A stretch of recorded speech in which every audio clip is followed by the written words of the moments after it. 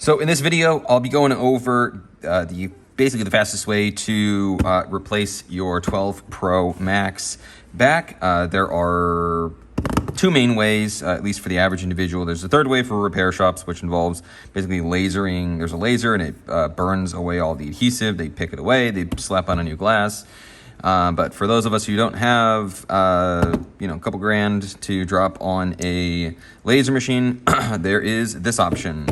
Where you have the housing, which is pre-assembled with all your parts, and you also have the other way. I did one of these repairs. I just haven't edited the video. I'll link it down below. But this is the fast way. This is I wouldn't call it slow. It's just more intricate because you have to take out all of these flexes and cables.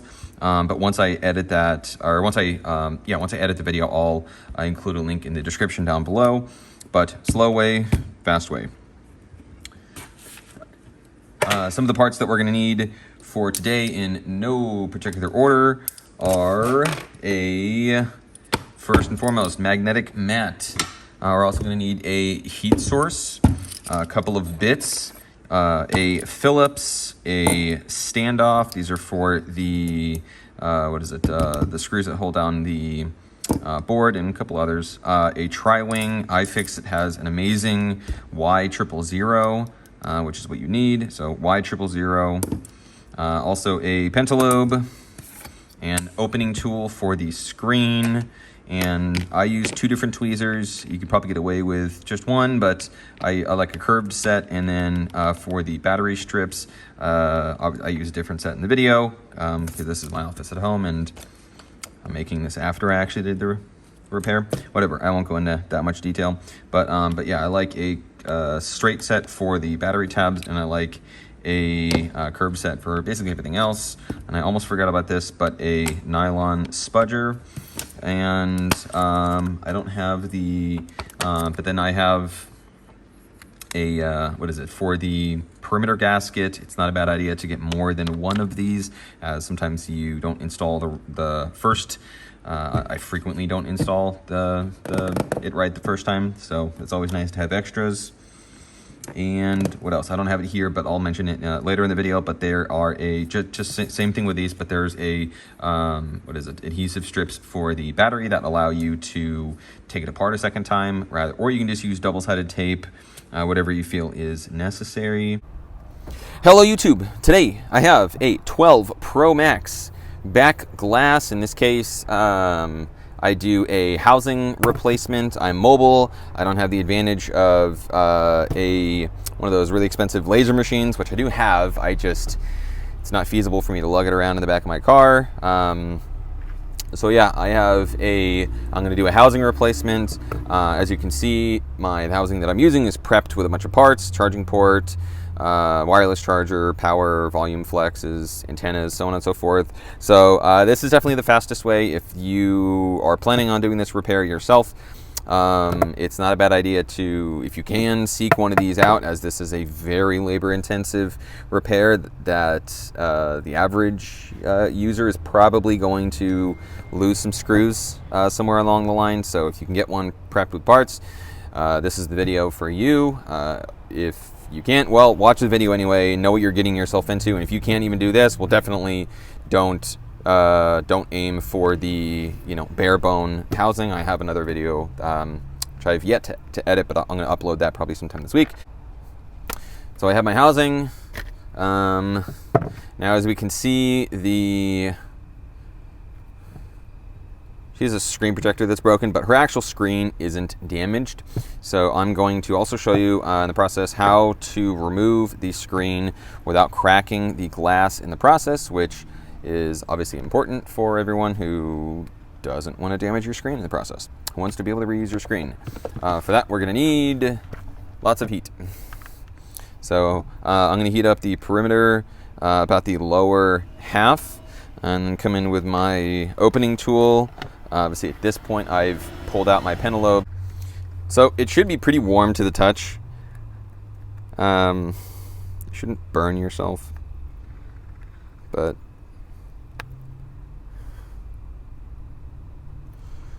and then It's very nerve-wracking.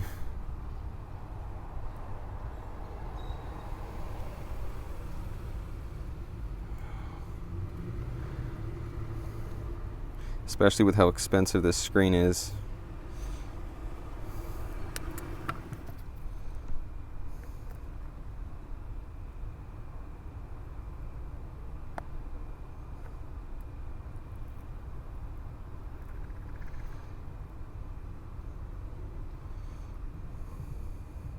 You don't need or want to stick your opening tool in too far. You also don't want to move it too fast, because the last thing you want to do is crack your glass. Once you get here, you've essentially done the hard part, which is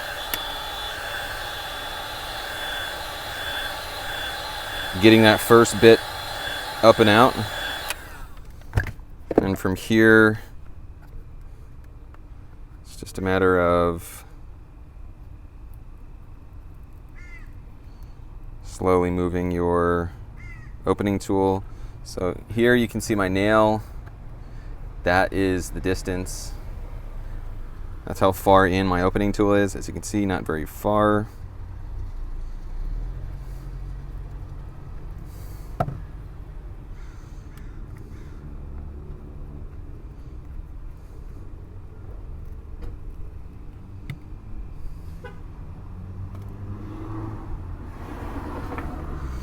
You do want to be careful. Your flexes are about right here by the SIM tray, just for reference.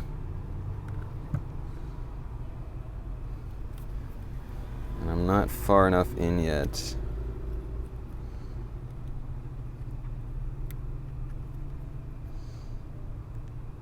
Okay, so we're going to heat up the top, because usually by this point you should be able to pry it open.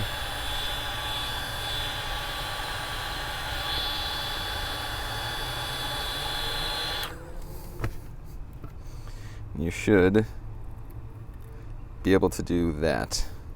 Now, keep in mind, you can see the flex right here. You don't want to lift this up too far, or else you are going to tear it clean off.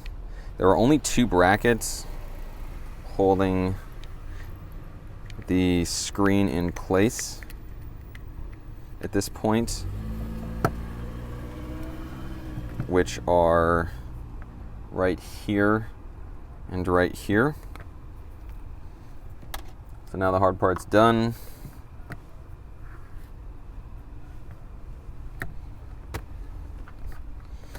Now I'm going to proceed with removing all my tri-wings, and I'll be back in just a sec. So my bracket that covers the ear speaker lifts up at a 90-degree angle. There's a little sort of hook right here. Once we get to this point, before you start disconnecting anything, you want to disconnect your battery connector, which is right here. I just use my fingernail, as you can see. We then come in with our spudger.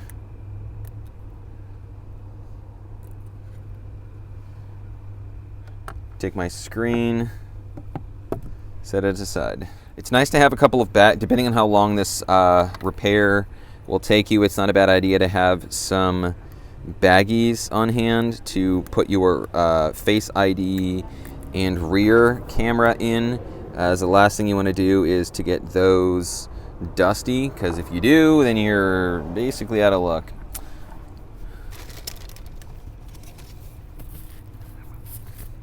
As they cannot be replaced. So here we go. Camera 1.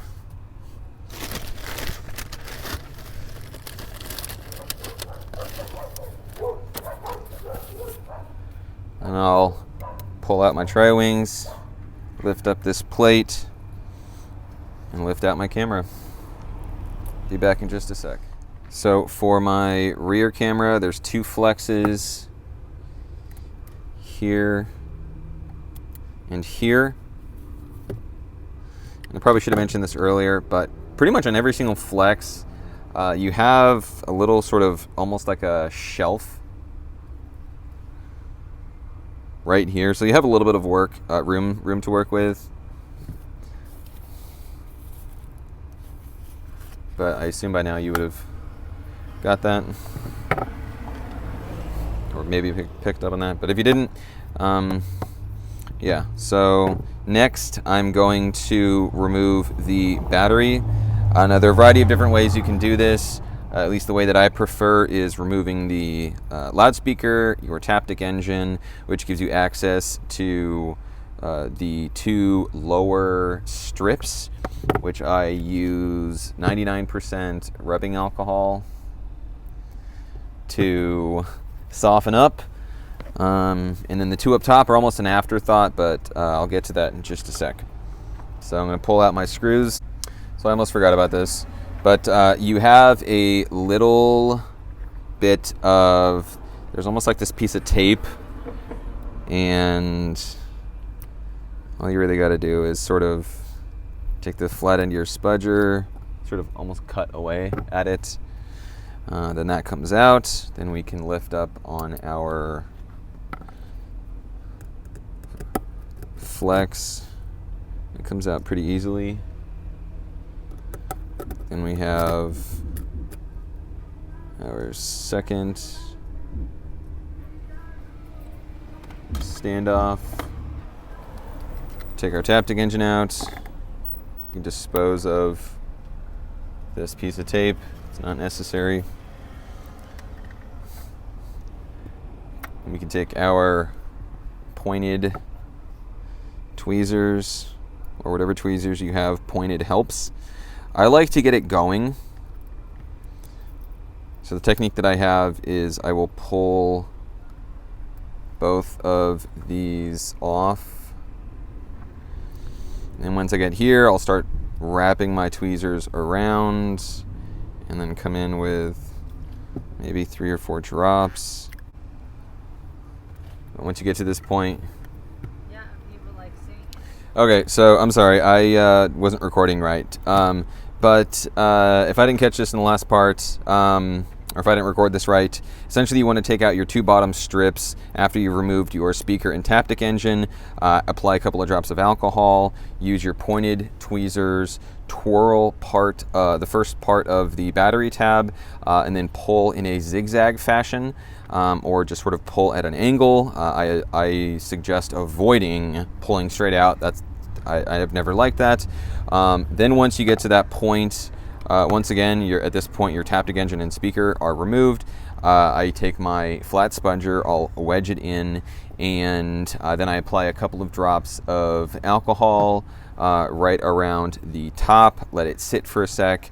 I lift up on the battery almost like maybe that far. So really not very far at all, and then I'll just wiggle it back and forth. There's really, this entire area is where the battery strips are, and it's really not that much. They come out with very little ease. Usually I avoid trying to pry up on a battery, but this model happens to be one of the exceptions. So that's that. Sorry for not grabbing that shot. But once we're at this point, I've already proceeded to reinstall my Taptic engine just to get them off of my magnetic mat. Try to avoid clutter. We can pull out our SIM tray. And now it's just a simple matter of disconnecting a couple flexes. Now, I normally will just use my fingernail for some of these, but it's kind of difficult to get all of these on. Usually my fingernail will, or my finger will obscure the shot, so I'll use my spudger so we have a better viewing angle. One of the things that I like doing is sort of getting the flex out of the way. It helps when we go to remove it completely. There's that.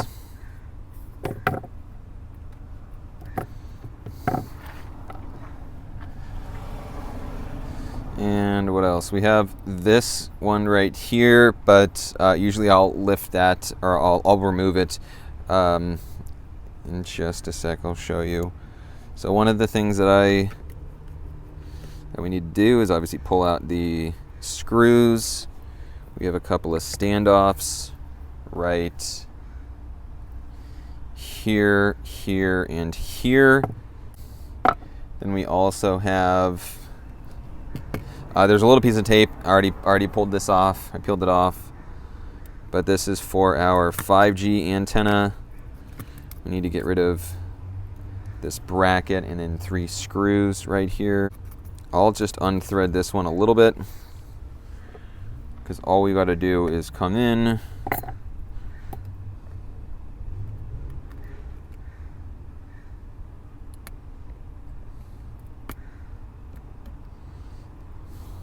you don't need to lift it very hard. There's a little bit of foam. It's almost like adhesive. So if it feels stuck, go be gentle, but just know that it shouldn't take that much effort to pop it out. I'm going to drop these screws back in. Okay. Now this isn't necessary, but I like to remove the SIM tray. Just one less thing in the way. I'll do the same thing on the new housing. Once we're here, this is the part where you get a little bit better access to this flex. I'll take the pointed end of my spudger.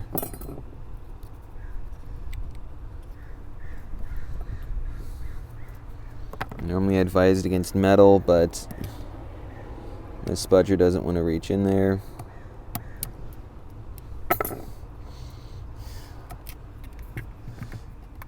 There we go. That's removed. There's a little bit of adhesive right here. Not to mention, we have some tape, which is holding down this flex to this sort of rail right here. So let me see. You can see sort of the outline.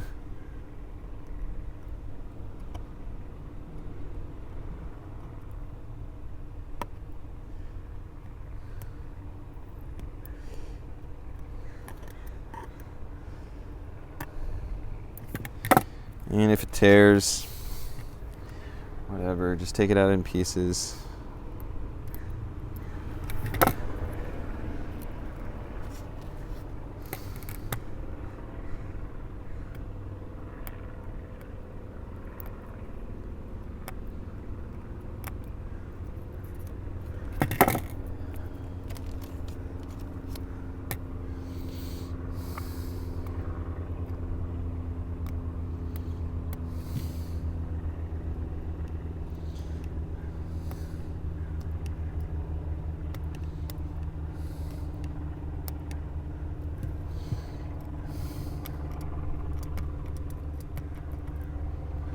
All right, I'm just nitpicking at this point. Okay, once you get to this part right here, all you really need is you need it removed off of this little rail right there. And then it sort of will wiggle freely. We can take our board, lift up here, wiggle out, voila, just like that. We can now take our board and set it aside. Okay, so that's the old one. As we can clearly see, this is not cracked. As a general rule, removing a board is almost always easier than reinstalling it. This is no exception. So what you want to do is, we have quite a few different flexes here. You want these lower ones sort of out of the way, but these two aren't really that much of an issue. The two that are going to be the most pain in the neck are going to be these two right here. Essentially what you need to do is you need to get those two right in between this gap right here. And as you'll inevitably find out if you're trying this, It is not. It is easier said than done.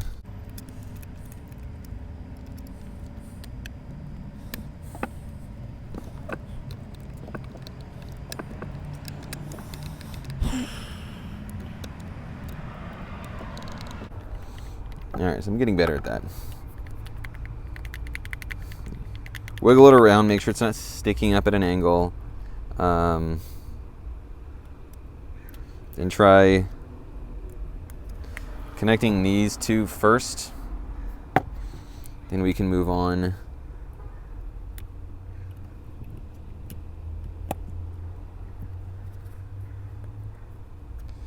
to the rest.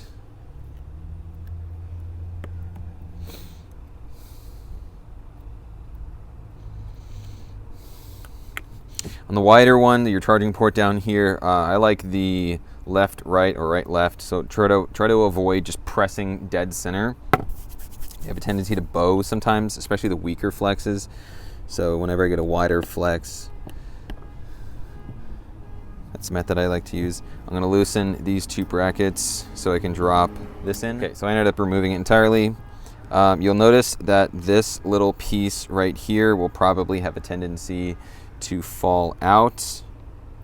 It's a spacer of some sort. And they fit to the right and to the left of the frame, just like that.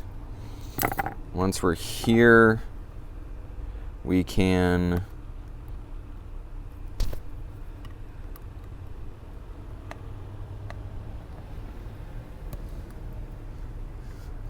I'm trying to do as much of this as I can with this spudger, and sometimes you lose the feel that you would with your fingers.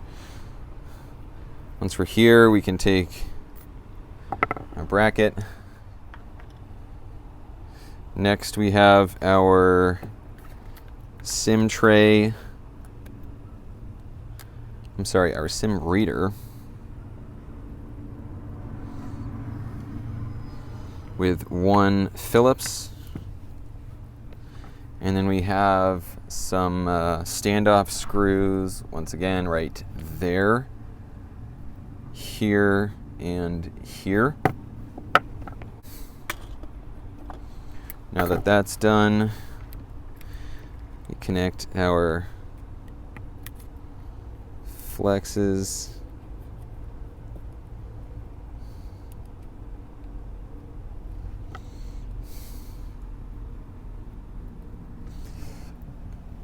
Make sure they're tucked in.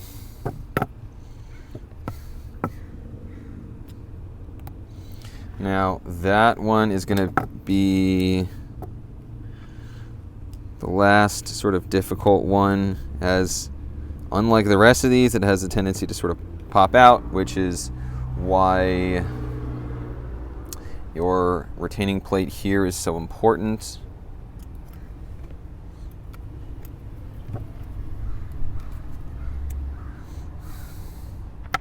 Okay, so you are by no means required to do this. Usually when I have these available, sometimes I forget to order these, but usually I have these in stock, and especially for paying customers, I always like to put in these, I mean, essentially what it was like from the factory. So you have these battery adhesive strips, which make it, basically you can, if you need to open up the phone again,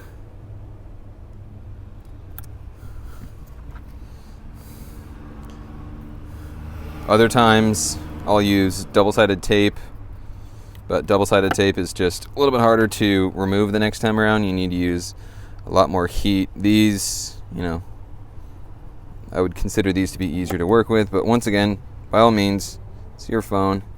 Do as you wish.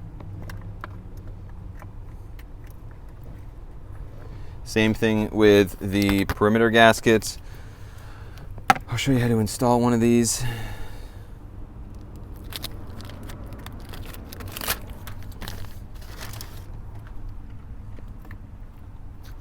I'm going to set this aside for a sec. Now, here's my trick with the battery. Before you go peeling this off, well, I guess what I meant to say was before you go just dropping it in place, you want to make sure that your flex has enough room. So the technique that I have is connecting the battery first. So as you can see, it's connected and I still have a little wiggle room.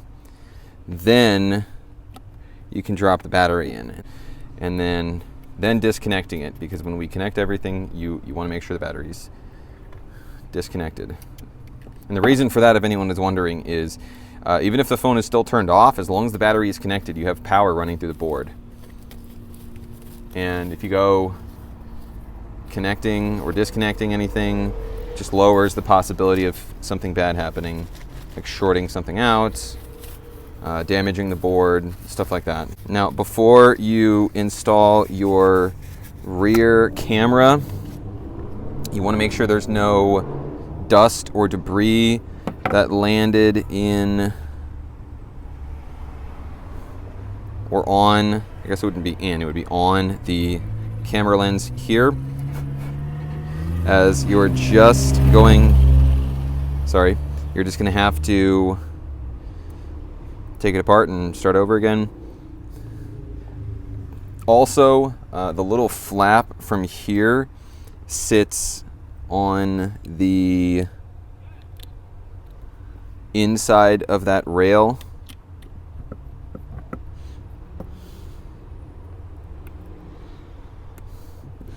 This is one of the wider flexes, so make sure to do the one side then the other.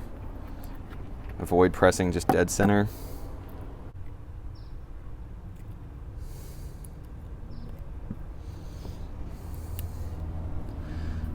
And we take our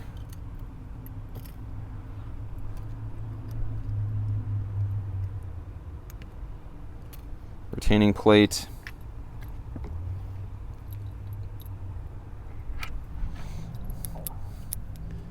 and drop our screws in. So if you can, the best ones are these sort of 3-layer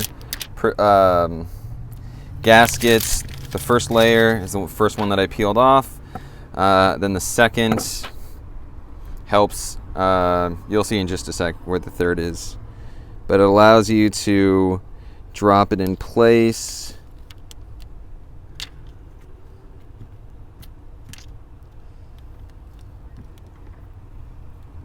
So you can get it exactly where you need it.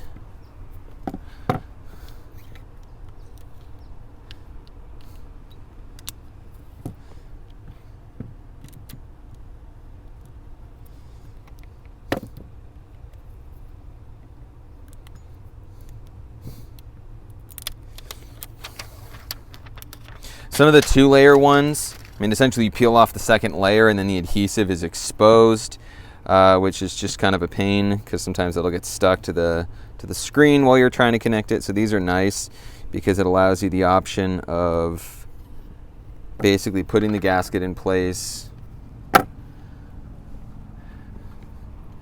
Then once again, battery disconnected. Then you can come install your ear speaker, flex,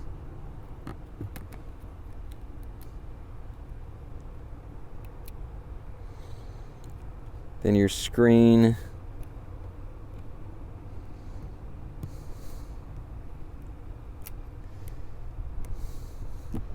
then your battery.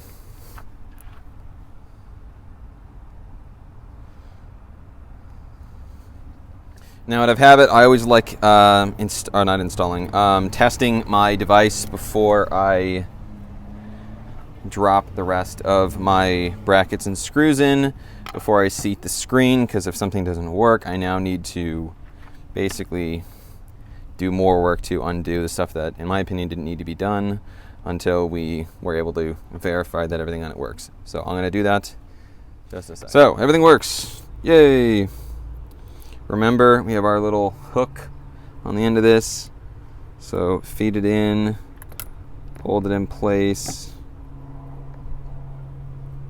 I like to get one in place up here before I drop in the rest. So now that my screws and brackets are in place, I can grab my gasket. They have these little tabs right here. Lift up slowly, because if you didn't secure one of them all the way, then it's kind of easy to pull up the whole thing like this is doing right now. Once the screen is sitting on top of it, you're good. And our last one, I'm sort of tucking this, holding the screen out of place up over here. Wham, bam, here we go. Now remember, in no particular order, you can seat it top right, top left. As long as your Face ID camera isn't out of place, it should be flush along the top.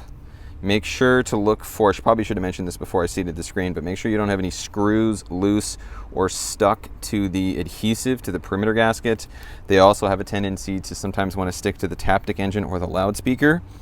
I've already confirmed that. Take my screen. I see that it's flush all the way around. I'm going to finish it up with my 2 pentalobes, install a new screen protector, and call it a day. If there's any questions you have or anything that you felt that I left out, or any comment or just anything that you might want to leave for somebody else, please feel free to leave a comment down below. Also, if you like the video, please make sure to click the like button or smash it. And with that said, we're done. Thank you so much for watching. I'll see you next time.